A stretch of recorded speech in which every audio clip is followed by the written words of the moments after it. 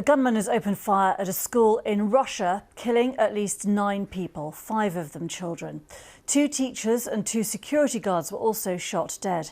Investigators said at least 20 others had been injured during the shooting at a school in the city of Izhevsk in the west-central Russia area. Local officials say the gunman's body was later found. He's believed to have killed himself. His motive remains unknown. Let's speak to the BBC's Sergei Goryashko. Sergei, do we have any further information on this? Well, according to the local media, we have some updates on the number of victims. So there are 7 children dead and 7 people are also dead. So all in all, it's 14 victims, and also dozens of children and teachers from the school are in hospital in intensive care now. So this is one of the deadliest attacks of gunmen on Russian schools, as they have already happened before, but according to the number of victims, this is one of the worst. And there is no official known motive as yet, is that right?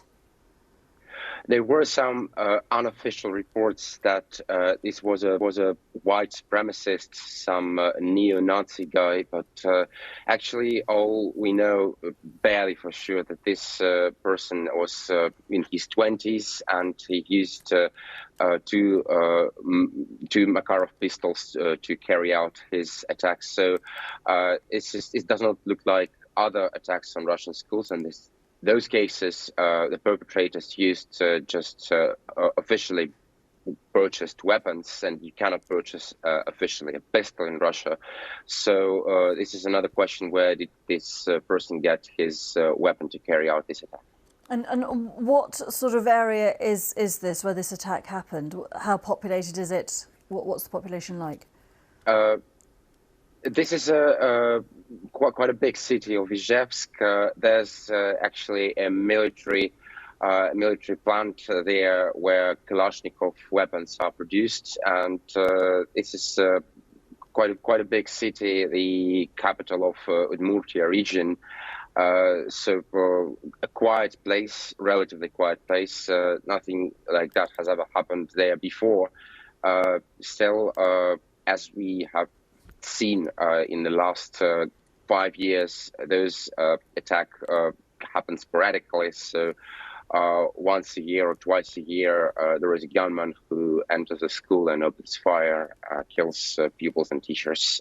And in most of the cases, there's no clear motive or explanation of why it has been happening, as in some cases the perpetrator takes his own life as well. And this has happened in Izhevsk also. And we're just hearing, Sergei, that TASS news agency is now reporting that 13 have now died after that shooting. We know, of course, that there were a number of injuries. How secure are schools generally across Russia? Every time when an attack on a school happens, when a gunman enters a school and opens fire, there are talks among the defense ministries, among the Ministry of Interior, the National Guard, which is responsible for the weapons in Russia, that the schools should be more secure, that there is a need of high security at schools, and probably the guardmen should have weapons as well.